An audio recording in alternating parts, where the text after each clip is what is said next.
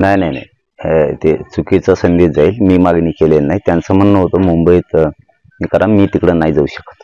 मुंबईत तुम्ही अंतरवालीत या किंवा उपोषण बसायच्या अगोदर तुम्ही संभाजीनगरला जरी CM साहेबांते आले तरी होईल.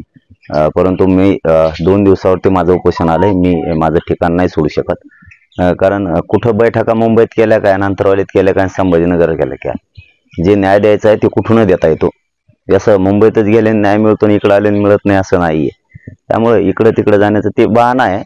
थोडक्यात ती बहाणा आहे. ती वेळ काढून न्यायचा विषय हे आम्ही फार 10-12 महिन्यापासून हे बघतोय. त्यामुळं शंभूराजे साहेबांवरती विश्वास आहे. ते काय करायचं हे करतील बघतील. परंतु आमचं म्हणणं आहे उद्याचं उपोषण होणार आहे.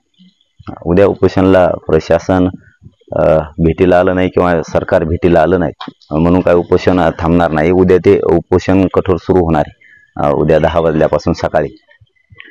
पण सरकारला माझी विनंती आहे की जे काय तुम्ही देऊ केलेलं आहे सगळ्या सोयऱ्याच्या अंमलबजावणीपासून 3ही गॅजेट 83 क्रमांकाला मराठा आणि कुणबी एकच येते आणि ज्या मराठ्यांच्या नोंदी सापडल्या त्या नोंदीच्या आधारावर मागेल त्या मराठा समाजाला कुणबी प्रमाणपत्र द्यायचे. कारण दोघांचाही व्यवसाय सारखा आहे. दोघांचाही रोटीबिटी व्यवहार होतोय.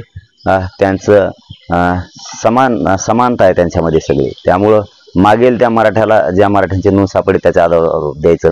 त्यासाठी सरकारनं निर्णय करणं गरजेचं आहे. याचबरोबर जे आता भरती सुरू आहे, पोलीस भरती सुरू आहे, अनेक भरत्या सुरू आहेत. त्या भरत्यामध्ये पोरांकडं कुणबी प्रमाणपत्र असून सुद्धा काही जातीवादी अधिकारी हे जाणून बुजून ओपनचा पर्याय त्यांना द्यायला लागलेत आणि लिहून पण घ्यायला लागले त्यांच्याकडून. तसं माझ्याकडे तसे डॉक्युमेंट आलेत. मला वाटतं आता ते वरी येतं अचानक आपलं हे ठरल्यामुळं की जाणून बुजून लिहून घेतलं जातं त्यांच्याकडून की तुझ्याकडं जरी ECBCचं जरी असलं प्रमाणपत्र 10% दिलेलं आरक्षणाचं किंवा कुणबीचं जरी प्रमाणपत्र असलं तरीही तू ओपन मधून घे, नसता तुला मी याच्यातून बाहेर काढ, असे काय अधिकारी म्हणालेत. आणि ते स्वतःच फॉर्म भरायला लागले आणि त्याच्यावरती त्या विद्यार्थ्यांकडून असं लिहून घ्यायला लागलेत की माझ्याकडे त्याची व्हॅलिडिटी नाहीये किंवा अमुक नाहीये, तोपर्यंत मी ओपन मध्ये जातोय, असं त्याच्याकडून ते फॉर्मवर ते अधिकारीच लिहितो.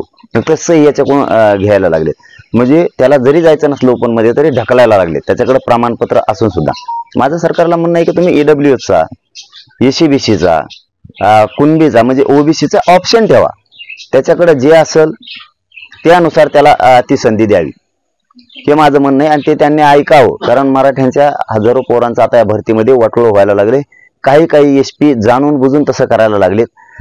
बरेचसे प्रकार तसे झालेत. हिंगोलीत सुद्धा तसा प्रकार झालाय की ज्या विद्यार्थ्यांना त्याच्याकडे कुणबी प्रमाणपत्र आहे, ECBCचं सुद्धा आहे, तरीही त्याला ओपन मध्ये ढकललं गेलंय. त्याच्याकडून तसं लिहून घेतलंय आणि मग अधिकारी सांगतेत किंवा मंत्री आमदार सांगतेत की त्यांनीच लिहून दिलंय मी ओपन मध्ये जातोय म्हणून. तुम्ही हे असे डाव करू नका मराठ्यांशी. तुम्हाला जरी कोणाला वाचवायचं असेल, तुम्हाला कोणाला मोठं करायचं असेल तुम्ही करा. याचा अर्थ मराठ्यांच्या विद्यार्थ्यावर तुम्ही अन्याय करताय असं अजिबात करू नका. त्याच्याकडे नसेलच व्हॅलिडिटी, त्याच्याकडे जर पुरावा असेल तर तुम्ही आत ठेवा ना. 1 महिन्याच्या म्हणजे 3ऱ्या राऊंड पर्यंत द्या. म्हणजे शाळेत शिकताना विद्यार्थी असो त्यालाही तसंच आहे, कॉलेजमध्ये शिकताना असो तसंच करायला लागले सरकार. पोलीस भरती असो किंवा अनेक काही असो, इंजिनिअरिंग असो, तुम्ही मेडिकलचे असो, जे ऍडमिशन नीटचे आहेत आता हे जे आहे ना याच्यामध्ये सर्रास त्यांनी ते सुरू केले. त्यापेक्षा तुम्ही आता ECBC आरक्षण दिलंयच ना, तर तुम्ही ऑप्शन ठेवा ना की तुला 1 महिन्याच्या आत जे द्या म्हणताय 3 राऊंडच्या आत, तू 6 महिन्याच्या आत आणून दे. 6 महिने मुदत करा ना त्याची. मग कुणबी असेल त्याच्याकडे व्हॅलिडिटी नसेल तर त्याला सांगा 6 महिन्याच्या आत तू दे. पर्याय ठेवा त्याला. किंवा EWS मधून असतील तर त्याला पर्याय ठेवा तू 6 महिन्याच्या आत दे म्हणून. तुम्ही हे न करता डायरेक्ट बाहेर काढायला, ओपन मध्ये ढकलायला त्यांना. म्हणजे त्यांची क्वालिटी असूनही हे त्यांच्यावरती अन्याय होतो. हे करू नका. आणि हे तातडीनं याच्यात आजच्याच मुख्यमंत्री साहेबांना, गृहमंत्री साहेबांनी तातडीनं बदल करा. त्यांना ते ऑप्शन खुले करा. तिसरं असं आहे की मुलींना तुम्ही मोफत शिक्षण केले, तिथं त्यांना अडचणी आहेत. मोफत केलंय ना सगळ्या जाती धर्माच्या मराठ्यांचं, तर मग अटी शर्ती कशाला पाहिजे तुम्हाला व्हॅलिडिटी? मोफतच केलंय ना, तर तुम्ही त्याचं अट शर्ती ठेवूच नका. मुलगी ही प्रत्येकाची, जसं तुम्ही आता म्हणताय लाडका भाऊ लाडकी बहीण जे आणले तर 6-6, 5-5 हजारात तुम्ही मतदान विकत घेतल्यासारखं आतापासून लोकांना नादी लावायला लागला. म्हणजे तुम्ही असलं देऊन मराठ्यांना किंवा धनगरांना, 12 बलुतेदारांना हे असलं काहीतरी आम्हीच दाखवून आरक्षणापासून बाजू ढकलायला लागलात का? मुस्लिमांना बाजूला ढकलायलात का, नादी लावायलात का त्यांची लाईन लावून? हे असं करण्यापेक्षा त्या मुलींना मोफत शिक्षण केलं ना तुम्ही, इकडे तिकडे पैसे नसूच तर त्यांच्या मुली शिकू द्या, तिचं आयुष्याचं कल्याण होईल. ते मोफत शिक्षण केलं अटीशर्ट ते हटून टाका सगळ्या, आणि मोफत शिक्षण तर मोफत करून टाका ना 100%. एकदा वाशीत एक बोलायचं, इकडे आल्यावर एक बोलायचं. वाशीत आणखीन एक चौथी गोष्ट सांगतो, तुम्ही सांगितलं होतं की आरक्षण मिळेपर्यंत ओबीसीच्या सगळ्या सवलती बाकीच्या विद्यार्थ्यांना लावल्या जातील. का लावल्या नाही रे बाबा होत्या? काय ऍडमिशनचं तुम्ही 100% फीस घ्यायला लागलात? आरक्षण मिळेपर्यंत द्या ना ते. आता ईसीबीसीचं प्रमाणपत्राचा घोळ तुम्हीच घातलाय, त्याला पोरांनी काय करावं? तुम्हीच आता नवीन अध्यादेश काढला की जात प्रमाणपत्र वेगळं आणि क्रिमिलेअर वेगळं करा. झालंय ना पोरांची फजिती, तुमच्याच मुळे वाटलं व्हायला लागले. मग तुमचे अधिकारी काय म्हणायला लागले? शासनानं नवीन काढलेल्या सुधारित अध्यादेशानुसार आपण प्रमाणपत्र काढा, आता त्याला वेळ लागेल. म्हणजे याचा अर्थ तुम्ही नोकरीत केलं वाटलं, त्यांचं दिलं कशाला ईसीबीसी बघ तुम्ही ते? म्हणजे तुमच्या हातानं तुम्ही वाटोळं करायला लागलात आणि परत म्हणतात आम्ही देऊन आमच्यावर लोक नाराज कसे आहेत. याचे कारण आहेत. या प्रेसच्या माध्यमातून मी मुख्यमंत्री आणि गृहमंत्र्यांना सावध करायला लागलो. याच्यामुळे लोक नाराज आहेत. मुलीला मोफत शिक्षण केलंय ते करा. तुम्ही जे सवलती लागू करा म्हणला होता ओबीसीच्या, त्या लागू करा ना. येईपर्यंत समाज कसा नाराज नाही होणार? तुम्ही देत नाहीत, नुसतं बोलताय. आणि ते पोरांना त्यांच्याकडे जे पुरावे त्या पुराव्याच्या आधारावर सध्या त्यांना घ्या, त्याला सांगा की तू व्हॅलिडिटी 6 महिन्याच्या आत आणून दे. निवडणुकीत चालतं तुम्हाला 6 महिने द्यायला, कारण तिथं तुमचं हित असतं, इथं गोरगरिबांचं हित आहे. म्हणून तुम्ही तसं करायला.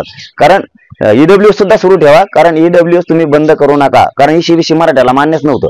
तुम्ही घेण्या देण्याचे ते दिले आणि ते ईडब्ल्यूएस बंद केले. या सरकारच्या असल्या गलथान कारभारामुळे ईडब्ल्यूएस बंद झालेले.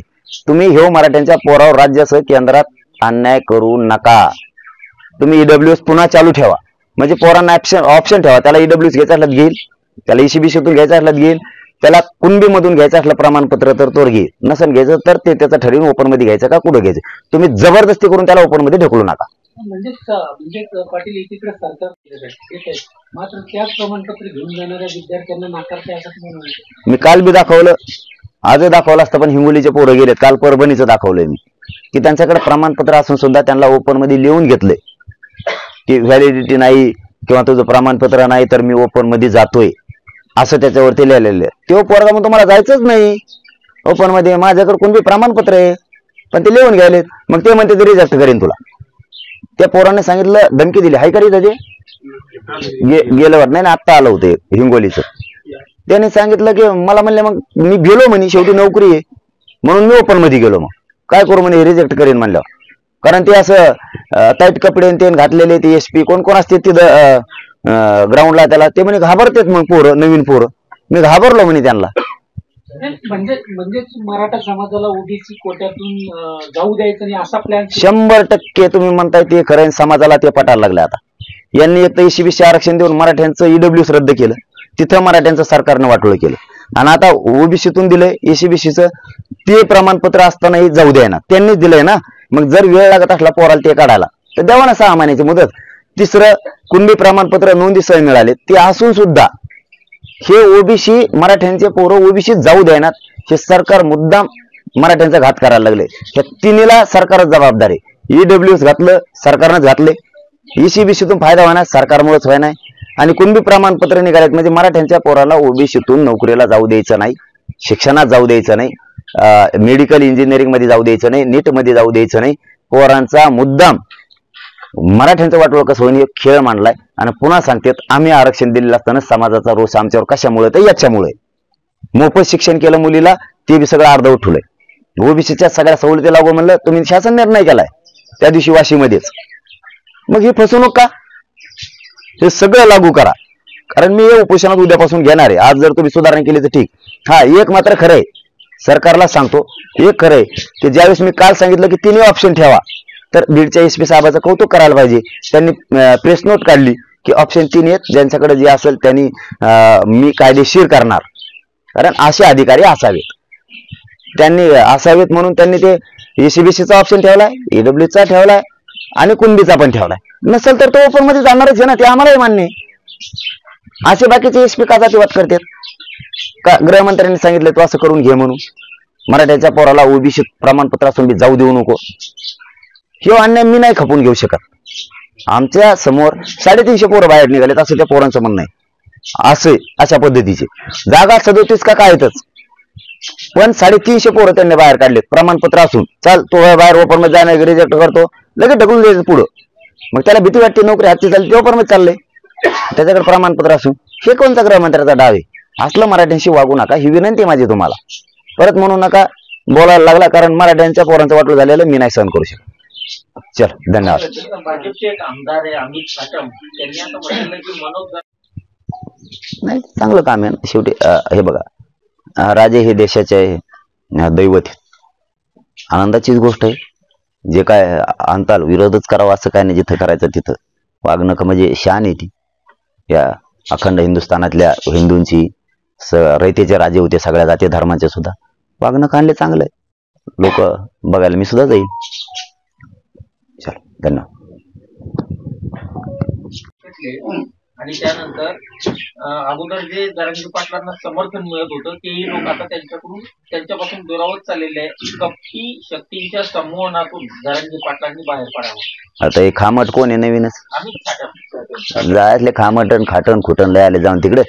हे काय काय काय याची कोणची शक्ती आहे फिक्ती? तूच नादी लागू नको म्हणा, बाद होशील. तुझ्या संग ती नीट नाही. चल जाऊ तिकडे, असले किती काही भूमिका घेतली तर त्याविरुद्ध आक्रमक होता. तर ओबीसी ते सांगलीला पुन्हा महाएल्गार मेळावा घेणार आहे. आणि त्या मेळाव्याला छगन भुजबळ, पंकजा मुंडे सर्व ओबीसी नेते येणार. आमचा काय विरोध आहे? प्रत्येकाला लोकशाही अधिकार घेतला पाहिजे, त्याबद्दल दुमत नाही.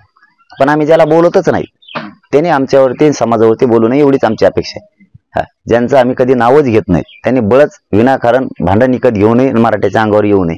छगन भुजबळांना आम्ही बघतो, ज्यांच्या आरक्षणाला आमच्यामुळे धक्का लागत नाही ते आमच्या विरोधात बोलते. ज्यांचा ओबीसी आरक्षणाचा काही संबंध नाही ते आमच्या विरोधात बोलते. ज्यांचा वेगळा प्रवर्ग आहे, ज्यांना धक्काच लागत नाही एनटी-विजेंटीला, ते आमच्या विरोधात बोलते. म्हणजे हे विनाकारण मराठ्यांचं भांडण विकत घ्यायचं काम आहे, विनाकारण मराठ्यांच्या मागं लागण्याचं काम आहे. तुम्हाला धक्का लागला तुमच्या तिकडं मागा ना, हाय ते आमच्या कशाला इकडं हे करता? आम्ही तुम्हाला बोलतच नाहीत. मग आता बोलत नसून बळच बोलायचं म्हणल्यावर तुम्हाला तरी तुमची किंमत कळायला पाहिजे राव. जे आपण एनटी-विजेंटी मध्ये मराठ्यांच्या आरक्षणामुळे त्यांना काही होतच नाही. छगन भुजबळांना आम्ही बघू, ओबीसीचं मागतो आम्ही ते बघू. छगन भुजबळची बाजू घ्यायचं तुम्हाला सांगितलं कोणी? विनाकारणच ना. आता तुमच्या मागणीचं तुम्ही बघा, ज्याचा आम्ही बोलतच नाही ते आमच्याशी भांडायले विनाकारण. बरं, तुमची किंमत तरी तुम्हाला कळायला पाहिजे राव, की आपली किंमत आहे. ते आपल्याला बोलतच नाहीत, आपण बळच बोलतो. आता सामान्य धनगर बांधवाला हे कळतं, यायला उगाच भांडण निकत घ्यायले. ते बिचारे इकडून मराठी काहीच बोलणार त्यांना, तरी हे बळच बोलत आहेत त्यांना. तुम्ही मनाने समजून घेतलं पाहिजे की ते आपल्याला विरोधक मानत नाहीत मराठी, आपण बळच त्यांना घाण बोलतो. आम्ही बोलतो छगन भुजबळ उत्तर देते हे, म्हणजे किती येडेपण आहे. अरे तुम्ही प्रतिष्ठित आहे, तुम्हाला प्रतिष्ठा आहे, तुम्हाला आम्ही बोलतच नाहीत आणि तुम्ही बळच बोलता. आमच्या छगन भुजबळ बोलतो, तो छगन भुजबळचा तो काय संबंध आहे? तो आरक्षण कोणचं, आम्ही मागतो कोणचं, आमचा विषय काय आहे? तुम्ही विनाकारणच मराठ्याला भांडायला निघालात. हे धनगर बांधवाला कळायला लागला आता. हा ठीक आहे, आम्ही जर त्यांना उत्तर दिली असते तर म्हणता आला असतं, धनगर बांधव म्हणलं असतं आमच्या माणसाला बोलायला लागले, माघारी उत्तर द्यायला लागलेत म्हणून ते बोलत असतील. आज 10 महिने झाले आम्ही त्यांचं नाव सुद्धा घेणार, तरी ते नेते आम्हाला बोलतायत. मग त्यांच्या धनगर बांधवाला वाटतं हे विनाकारण भांडण आहे काय? मग त्यांचंही त्यांना कळायला पाहिजे की चायला आपल्याला हे नाही बोलायचं, आपण सुद्धा विनाकारण काय बोलायचं बळच असं त्यांना थोडं फार तरी मनाला उलची वाईट वाटलं पाहिजे ना. आपण नाही म्हणत का आपण एखाद्या माणसाला रुसलेल्या 4-5 वेळेस बोलतो, बोल ते बोलतच नाही, मग 5 वेळेस माणूस म्हणतो काय बोलायचं तर त्याला ते बोलतच नाही. तसं तुम्हाला उलची काही वाटा ना, आम्ही बोलावं तर जाऊन तिकडे कवर बोलायचं आपण. म्हणजे पाटील एकूण ठरवून करते असं तुम्हाला? छगन भुजबळ दुसरं कोण नाही, दुसरा आमचा विरोधकच नाही.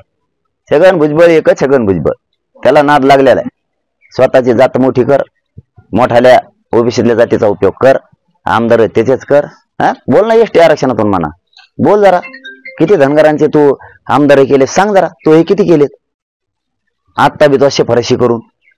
धनगराच्या बद्दल बोल ना काहीतरी, एसटी आरक्षणात बोल, त्यांच्या आमदार किती करणारे त्याच्याबद्दल बोल, इथून मागं किती करून दाखवले ते सांग, खासदार किती करणारे ते सांग, इथून मागं तो काय केलं नेमकं, जिल्हा परिषदला इथून मागं तो राजकीय करिअर मध्ये तो किती धनगराचे निवडून आणले ते सांग. त्याच्यापेक्षा जास्त ते महादेव जानकर साहेबांनी निवडून आणले. जे नादी लागत नाही छगन भुजबळचे ते पुढे जातात. महादेव जानकर साहेब त्याच्या नादी नाही लागली. स्वतःचे 2-4 आमदार आहेत, 40-50 नगरसेवक आहेत, स्वतःची ताकद वापरल्यावर असं होतं. मी म्हणतो संधी आहे. धनगर आणि मराठी जर एकत्र आले तर दोघांच्या जातीचं कल्याण होईल. त्याचं काय नाद लागतं. 10-5 तुमचे आमदार होतील, 10-5 आमचे होतील, 10-5 दुसऱ्या जाती धर्माचे मुस्लिम दलितांचे होतील, सगळ्यांचे थोडे थोडे मिळून 150 होतील. जातीला न्याय मिळेल. त्याच्या कुठं नादी लागत बसलात, लागायच्यात लागा. आमच्यात पाडायची ताकद आहे, आम्ही पाडू. नाही तुम्ही एकत्र आले तर आमच्याकडे एकच काम आहे, मग पाडू. चला, धन्यवाद दादा. एबीपी माझा, उघडा डोळे बघा नीट.